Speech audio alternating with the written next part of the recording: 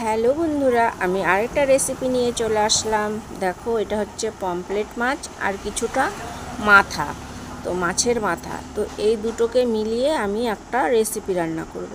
তো ভালো করে নুন হলুদ দিয়ে মেখে রেখেছি, এখন তেলে আমি ভেজে নেব।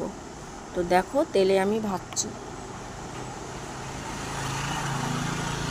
এক এক করে দিয়ে দিলাম, ভেজে নিব কড়া করে। তো আমার মাছ ভাজা কমপ্লিট হয়ে গেছে। তো এবার মাথাগুলো ভেজে নিচ্ছি।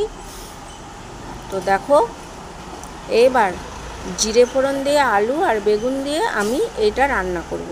তো এই মশলার মধ্যে রয়েছে লঙ্কা, আদা, জিরা। তো দিয়ে দিলাম, একসাথে মিক্সড করে ভালো করে কষিয়ে নেওয়ার পরে ঝোল দিয়ে দিলাম। ঝোল দেওয়ার পরে মাছগুলো দিয়ে দিলাম।